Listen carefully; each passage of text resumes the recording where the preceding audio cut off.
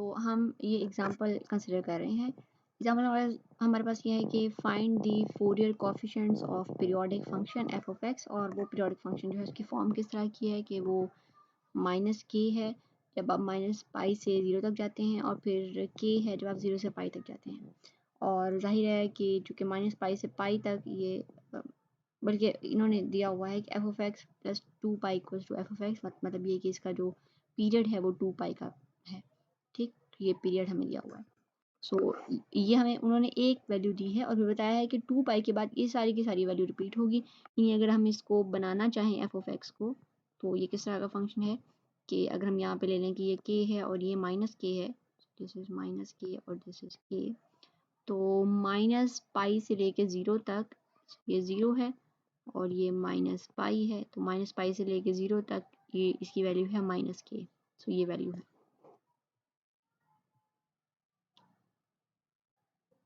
ठीक, अगर हम और कलर ले लें तो ये वैल्यू है माइनस पाई से लेकर 0 तक,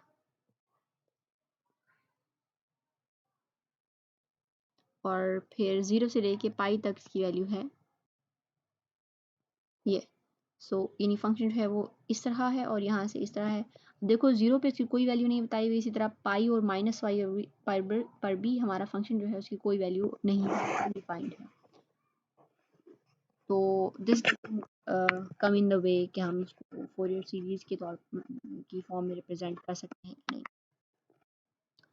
चले, तो अब हमारा काम क्या था कि हमने इस फंक्शन को, इसकी फंक्शन की फोरियर सीरीज लिखनी है। और फोरियर सीरीज लिखने का मतलब ये है कि हमने इसके कोएफिशिएंट फाइंड करने हैं। तो सबसे पहले हमारा कोएफिशिएंट है ए नॉट, और ए नॉट जो है वो कांस्टेंट वाला कोएफिशिएंट है। अब ए नॉट जो है उसकी वैल्यू आप फाइंड भी कर सकते हैं, और बिल्कुल इसी तरह जैसे हमारे पास ऊपर वाला फॉर्मूला था उससे। तो ये मैं आपको टास्क दे रही हूँ कि आप ये फाइंड करेंगे। आपने करना ये है, एफ ऑफ एक्स जाहिर है आपने लिखना है के और माइनस के। अब चूँकि फंक्शन जो है वो 2 पार्ट्स में डिवाइड हुआ है, फंक्शन यहाँ से लेके यहाँ तक यानी माइनस पाई से लेके 0 तक, तो फंक्शन की वैल्यू है माइनस के, और 0 से लेके पाई तक के है। तो जब भी आपका फंक्शन इस तरह पार्ट्स में डिवाइड हो तो आप इंटेग्रल को भी पार्ट्स में डिवाइड कर देना। अब इंटेग्रल हमारा हो जाएगा माइनस पाई से पाई था ना इंटेग्रल हमारे ऑयलर फार्मूला में, तो अब वो हो जाएगा माइनस पाई से लेके 0 प्लस 0 से लेके पाई। तो माइनस पाई से लेके 0 एफ ऑफ एक्स की वैल्यू क्या आएगी माइनस के, और 0 से लेके पाई एफ ऑफ एक्स की वैल्यू आ जाएगी के। तो यहाँ पे आ जाएगा डी एक्स, यहाँ पे भी डी एक्स आ जाएगा। तो आप इसको ज़रा सॉल्व करके देखिए, आपके पास आंसर 0 आएगा। यानी इनको इस इंटेग्रल को प्लस इस इंटेग्रल को सॉल्व करें, तो उसके अंदर लिमिट्स पुट करें, तो आपके पास आंसर 0 आएगा। अब ये आंसर 0 क्यों आ रहा है, इसको मैं फिजिकली आपको बता देती हूँ कि ये आंसर जो है ए नॉट बेसिकली हमारा फंक्शन जो है उसकी मीन वैल्यू होती है एट 0। ठीक है, नॉट है ना, तो 0 पर हमारा फंक्शन जो है उसकी मीन वैल्यू है ये। अब अगर आपका फंक्शन जो है वो सिमेट्रिक है, यानी अगर वो 0 के अराउंड जो है वो equally not not exactly symmetric, अगर अगर हमारा फंक्शन जो है वो बल्कि 0 के अराउंड जो है वो इस तरह स्कैटर्ड है फंक्शन के। फॉर एग्जांपल ये वाला के इसका पार्ट अप है और माइनस के यानी उतना ही जो है वो नीचे की तरफ है। तो इसको आगे जाके हम स्पेशली कोई नाम भी देंगे, मुझे अभी जहन में नहीं आ रहा कि ये इस फंक्शन को मे बी एंटीसिमेट्रिक और सिमेट्रिक कहते हैं या इवन और ऑड कहते हैं। तो आगे जाके हम इसको भी देखेंगे कि इसको क्या कहते हैं। बहरहाल, तो इस पॉइंट 0 पर आप देखो कि फंक्शन जो है उसकी आधी वैल्यू पॉजिटिव उसके ऊपर है, पॉजिटिव वाई एक्सिस में है, और आधी वैल्यू जो है अगर आप दूसरी तरफ जाओ 0 के नेगेटिव वैल्यूज़ में, तो उसकी वैल्यू जो है वो नीचे है। ठीक, माइनस वाई में। तो ये हमारा फंक्शन जो है, अगर आप यहाँ पे इसका मीन निकालो तो मीन क्या होगा, यहाँ पे इसकी वैल्यू है के, यहाँ पे है माइनस के, तो के माइनस के डिवाइडेड बाय 2, तो के माइनस के 0 हो गया। ठीक, तो फंक्शन की वैल्यू 0 हो गई यहाँ पे। तो बेसिकली ए नॉट जो है वो ये बताता है, ए नॉट ये बताता है कि हमारा फंक्शन जो है उसकी वैल्यू 0 पर क्या है। ठीक हो गया। तो आप देखो कि आप बहुत सारे क्वेश्चन करोगे तो ए नॉट को आप बजाय निकालने के आप यू कुड गेस ना। फॉर एग्जांपल अगर हमारा हमारा ए नॉट जो है वो हमारा फंक्शन जो है सपोज करें वो ऐसा होता कि उसकी वैल्यू ये ना होती, यानी ये वाली वैल्यू ना होती बल्कि ये वैल्यू होती। तो अब यानी ये वैल्यू होती। तो अब देखिए कि इसकी वैल्यू k है 0 से इस तरफ और इस तरफ इसकी वैल्यू जो है वो 0 है। तो अब इसकी मीन वैल्यू क्या आती, k/2। ठीक, यहाँ पे k/2 इसकी मीन वैल्यू होती, a नॉट की वैल्यू क्या होती, k/2, 0 ना होती। इसी तरह अगर फंक्शन जो है उसकी मतलब किसी और तरह का होता, लेट्स से इसकी नीचे वाली वैल्यू -k ना होती बल्कि -k/2 होती, तो तब भी इसकी कोई ना कोई मीन वैल्यू आ रही होती। ठीक है, तो अभी चूंकि ऊपर k है और नीचे -k है, एग्जैक्टली ऊपर वाले का जो है वो ऑपोजिट है नीचे, तो इसी तरह ये a नॉट जो है वो हमारा क्या हो जाएगा, 0। आपको कुछ और एग्जांपल के लिए मैं ये दिखा दूं कि सपोज करें कि ये हमारा 0 है, सपोज क्यों करें बल्कि ये 0 ही है, तो 0 के अराउंड जो कॉज होता है, कॉज, तो कॉज जो है वो आप देखो कि हाफ यहाँ पर है, हाफ यहाँ पर है, तो इसकी हाफ वैल्यू पॉजिटिव है, हाफ नेगेटिव है, तो 0 पर कॉज 0 ही होता है। और इसी तरह अगर आप साइन को देखो 0 के अराउंड, तो इसकी इसकी कोई मीन वैल्यू आप देखोगे कि एग्जिस्ट कर रही होगी, ए नॉट इसके एग्जिस्ट कर रहा होगा। बहरहाल ये is not, this is not a good example. हम जो है वो पीरियोडिक फंक्शंस की बात करेंगे। अच्छा, ये फिर ज़ाहिर है इस पे भी डिपेंड करता है कि आप पीरियड कौन सा ले रहे हैं ना। If you are taking -pi to pi तो उसमें एग्जैक्टली 0 ही होगा।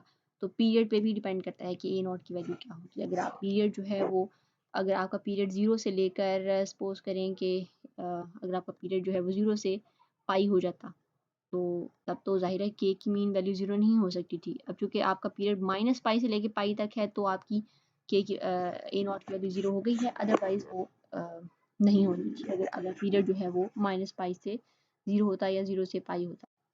चलें, अगर आपको इसकी फिर भी समझ नहीं आए तो हम आगे जाके इसको मज़ीद डिस्कस भी करेंगे। आप क्वेश्चन भी पूछ सकते हैं अपने ग्रुप में। तो अब हम करते हैं a1 को फाइंड, तो या an को, सॉरी नॉट a1, an का हमारे पास फार्मूला है जिससे हम बाद में a1 a2 सारे बना सकते हैं। सो an को देख लेते हैं। an जो है वो हमारे पास था, उसका formula pi minus pi to pi f of x cos of n x d x. तो आपने क्या करना है कि इसी तरह जैसे हमने यहाँ पर दो इंटेग्रल्स में डिवाइड किया है, यहाँ पर भी फंक्शन को आपने दो इंटेग्रल में डिवाइड कर लेना है। पहले इंटीग्रल में एफ ऑफ एक्स की वैल्यू -k आएगी, -पाई से लेके 0 तक, फिर 0 से लेके पाई तक उसकी वैल्यू k आएगी।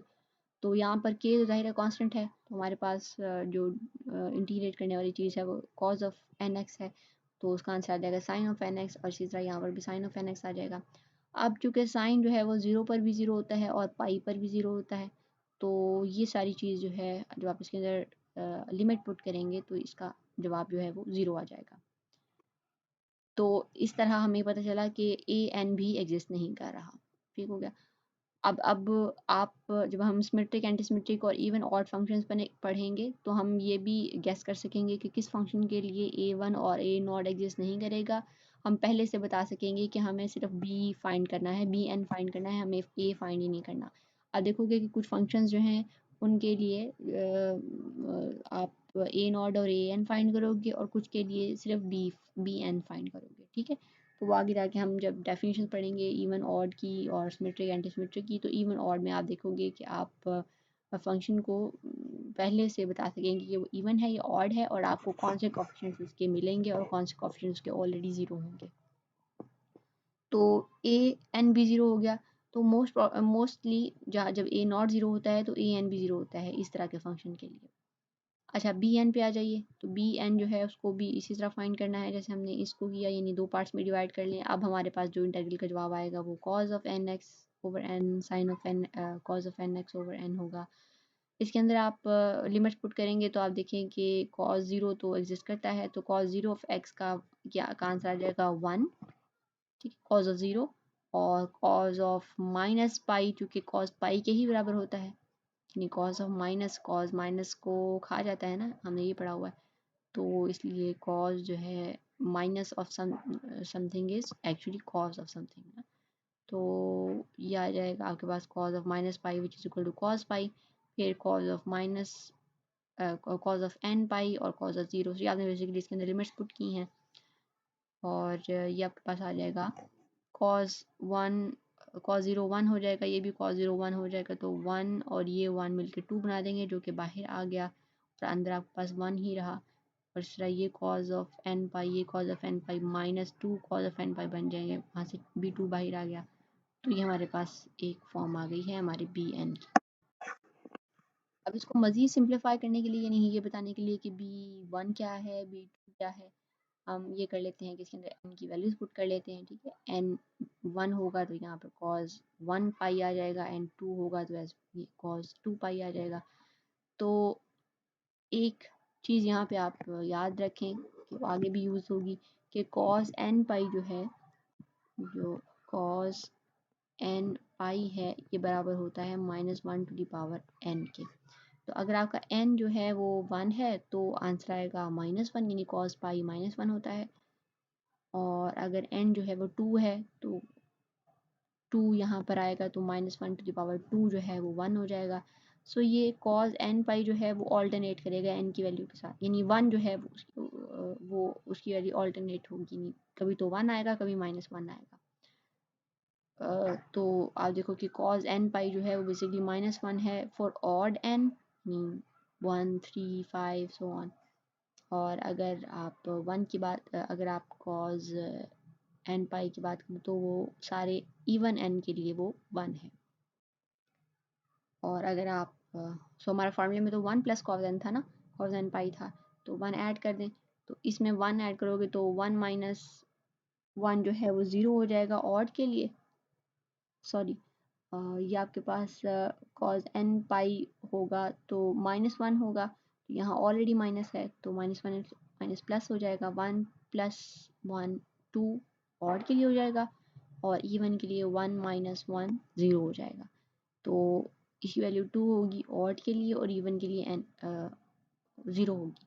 तो b1 जो है वो चूँकि ऑड है तो उसके लिए एग्जिस्ट करेगा, यानी 4k 2 आएगी ना, सिंपल वैल्यू 2 आ जाएगी वैल्यू, तो 4k ओवर पाई हो जाएगा। और नेक्स्ट जो इवन है वो उसके लिए 0। फिर ऑड के लिए b3 के लिए क्या होगा, 4k, ऊपर तो 4k ही रहेगा, और नीचे जो है वो नीचे हमारे पास n पाई आ रहा था ना, तो अकॉर्डिंगली यहाँ पर 1 था तो 1 पाई, यहाँ पर 3 है तो 3 पाई, 5 है तो 5 पाई। तो हमारे पास सारी ओड वैल्यूज़ आ रही हैं और इवन वैल्यूज़ हमारी सारी 0 हैं। ठीक, तो आप देखो कि ये हमारा ओरिजिनल फंक्शन था जो इन्होंने ड्रॉ नहीं किया था, हमने खुद गैस किया था, तो ये हमारा वो फंक्शन है जो कि पीरियोडिक था। तो हमने उसका सिर्फ ये वाला पार्ट और ये वाला पार्ट ड्रॉ किया था। एक्चुअली उसके ये पार्ट भी एग्जिस्ट कर रहे हैं क्योंकि ये पीरियोडिक है। सो ये हमारे पास आ गया हमारी Fourier series F of x. अब एफ ऑफ एक्स में 3 चीज़ें थी ना, एक ए नॉट था, फिर एक ए वन था, फिर एक सॉरी ए एन था, फिर एक बी एन था। तो चूँकि ए नॉट और ए एन तो 0 हो गए और बी वाला सिर्फ रह गया, तो बी की वो सारी वैल्यू जो हमने ऑड वाली ऊपर निकाली हैं वो आपने इसी कोएफिशिएंट में पुट कर देनी है। तो b1 टाइम साइन x था, तो b1 की वैल्यू थी 4k over pi sine x plus 1 over 3। अब यहाँ पे हमने 1 ओवर 3 बाई निकाली है साइन 3x। अब बेसिकली आप पुट करके देख लीजिएगा सारा, ये आपके पास आ जाएगा f ऑफ x, हमारा function in the form of Fourier series. अब देखिए कि अगर हम इस फंक्शन के फर्स्ट फ्यू सम्स लें, फर्स्ट टर्म का सम लेते हैं विच इज़ कि हम फर्स्ट टर्म ही लेते हैं, तो हम इसको s1 कह रहे हैं, सम ऑफ ओनली फर्स्ट टर्म। फिर हम फर्स्ट 2 टर्म्स का सम ले रहे हैं, तो फिर हम तो अगर हम ऐसा करते हैं तो हमारे पास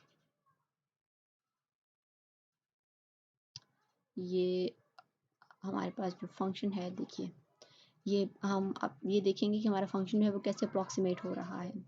अब फंक्शन जो ओरिजिनली था वो ये के ब्लैक वाली लाइन है, के और ये माइनस के। तो हम सिर्फ फर्स्ट टर्म को अगर लें तो फर्स्ट टर्म जो है उसको ये ब्लू ग्राफ से हम ड्रॉ कर सकते हैं। फर्स्ट टर्म का ये मतलब है ना, इसका मतलब है फर्स्ट टर्म हमारी है कि 4k over pi sine of x. तो साइन ऑफ एक्स तो इसी तरह ड्रॉ होगा, और 4k ओवर पाई जो है वो क्या चीज़ बताएगा, वो ये बताएगा कि साइन ऑफ एक्स का एम्पलीट्यूड क्या है। तो एम्पलीट्यूड उसका क्या है, 4k ओवर पाई। सो 4k ओवर पाई जो है वो स्लाइटली बिगर देन है के से, ये 4k ओवर पाई जो है वो तो के से थोड़ा सा बड़ा है वो, तो ये बेसिकली इसका एम्पलीट्यूड आ गया यहाँ पर। ठीक है, ये आपको ये इसका एम्पलीट्यूड आ गया। सो वो केस थोड़ा सा बड़ा है, इसका मतलब है हमारा फंक्शन जो है अभी सही से अप्रॉक्सीमेट नहीं हुआ। हमारा फंक्शन जो है वो तो यहाँ पे एक स्ट्रेट लाइन है, यहाँ पर एक स्ट्रेट लाइन है, जबकि जो हमारा जवाब आ रहा है या हमारी जो सीरीज़ है उसका अगर हम सिर्फ पहली टर्म लें तो वो बता रही है कि फंक्शन जो है वो कुछ इस तरह का है। तो ये बड़ी रफ अप्रॉक्सीमेशन है हमारे फंक्शन की कि हम कहें कि वो एक साइन फंक्शन है। एक्चुअली वो साइन नहीं है, हमने देखा कि वो quite different than sine function है। Not exactly that different, because देखें कि साइन जो है उसके भी 0 से लेके पाई वाले हिस्से में वैल्यू होती है, इस तरह की वैल्यू होती है, और माइनस पाई से लेकर 0 वाले हिस्से में नीचे की तरफ वैल्यू होती है। तो ठीक है, साइन ही इसको इस फंक्शन को अप्रॉक्सीमेट कर सकता था, कॉस तो नहीं कर सकता था, क्योंकि जो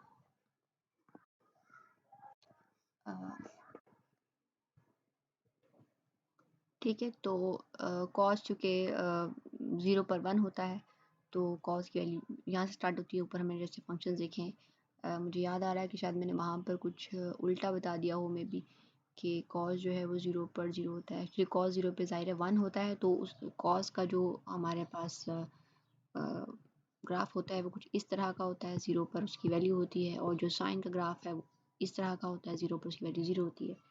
तो हम देख सकते हैं कि साइन इसको अप्रॉक्सीमेट करता था। अच्छा, अब अगर फर्स्ट हम सिर्फ सम देखें तो वो इस तरह का है। फर्स्ट सम से हमारी बड़ी रफ अप्रॉक्सीमेशन हुई है। और अगर फर्स्ट टू टर्म्स का सम देखें, यानी S2 फर्स्ट टू टर्म्स का सम देखें, तो ये देखिए।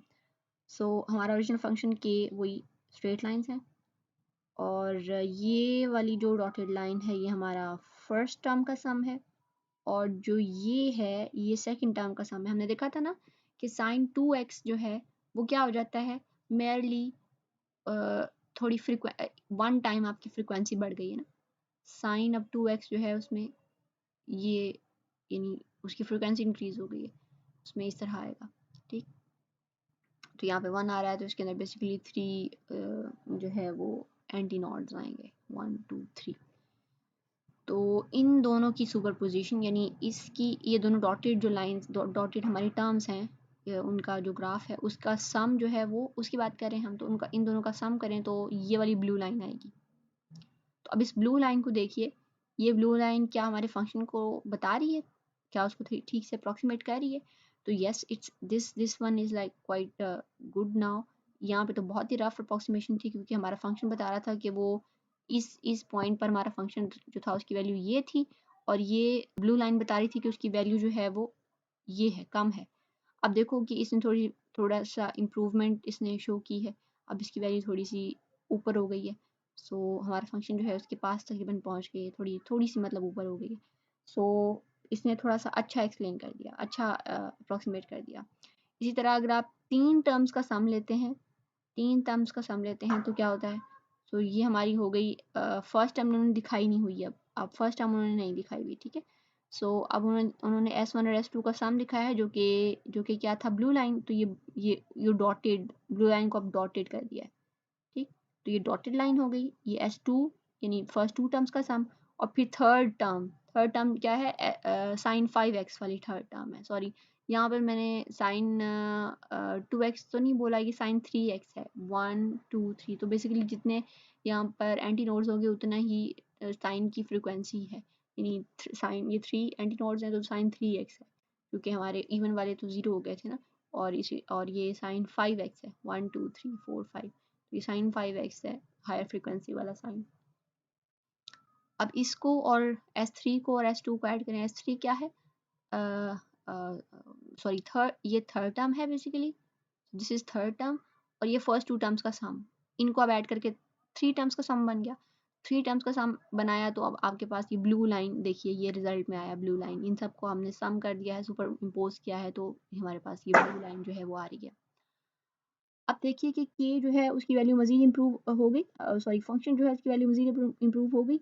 इसकी वैल्यू जो इस जगह पर k थी, तो अब देखिए यहाँ पर हम सिर्फ एक टर्म का सम ले रहे थे तो बड़ा डिफरेंस था, तो हम 2 टर्म्स का सम ले रहे थे तो डिफरेंस थोड़ा सा कम हुआ। हम 3 टर्म का सम ले रहे हैं तो अब देखिए कि हमारा फंक्शन जो है वो थोड़ा ज़्यादा अच्छा अप्रॉक्सीमेट हो गया है। अब हमारा फंक्शन जो है अब अगर हम बात करें कि क्या ये वाला फंक्शन और ये वाला फंक्शन इन दोनों में क्या कोई सिमिलैरिटी है? इनमें कोई सिमिलैरिटी है? तो yes there is a similarity. मतलब आप देखिए कि ये वाला फंक्शन जो है इसमें थोड़ा-सा यहाँ पे वॉबली सा है। इसमें थोड़ी स्टिल वेव्स आ रही हैं। यहाँ पे भी थोड़ी-सी वेव्स आ रही हैं लेकिन अब होगा ये कि जितनी आप ये फोरियर सीरीज़ की टर्म्स को ऐड करते जाओगे ना, उतना ही ज़्यादा अच्छा हमारा फंक्शन अप्रॉक्सीमेट होता जाएगा। यानी आप देखो कि अगर आप इनफ़ाइनाइट टर्म्स को ऐड कर दोगे तो आपके पास एग्ज़ैक्टली ये वाला फंक्शन बन जाएगा। अगर आप मज़ीद इसमें मज़ीद कोई 10-12 टर्म्स ऐड करो तो आप देखो कि हमारा फंक्शन जो है वो इसकी वैल्यू कुछ इस तरह करके बनेगी। ठीक? तो ये बड़ी अच्छी अप्रॉक्सीमेशन है। इस तरह इनफ़ाइनाइट टर्म्स को यानी जो फोरियर सीरीज़ है वो इनफ़ाइनाइट सीरीज़ है ना, इनफ़ाइनाइट टर्म्स को अगर आप ऐड कर दोगे तो हमारा फंक्शन एग्ज़ैक्टली ये वाला बन जाएगा जो कि हमें ऊपर गिवन था। तो हमने क्या किया, हमने फंक्शन को फोरियर सीरीज़ की टर्म में रिप्रेज़ेंट कर दिया है। ठीक हो गया?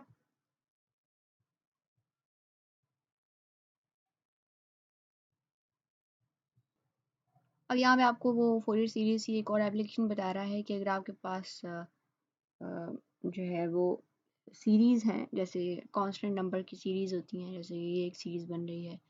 तो अगर आपके पास ये सीरीज़ हैं तो आप इनकी वैल्यू जो है कि किसके बराबर है, आप सम ऑफ सीरीज़ फाइंड करते हैं ना, तो सम ऑफ सीरीज़ फाइंड करने का एक तरीका है कि आप उसको फोरियर सीरीज़ फाइंड कर लें। फॉर एग्जांपल ये आपके पास सम ऑफ टर्म्स है तो इनका सम जो है वो किसके बराबर होगा, आप फोरियर सीरीज़ के अंदर पाई/2 पुट करो तो मतलब एक पर्टिकुलर पॉइंट पे ना उनका सम जो है आप वो पर्टिकुलर पॉइंट पुट करो और आप देखो कि इनका सबका सम जो है वो पाई/4 के बराबर है।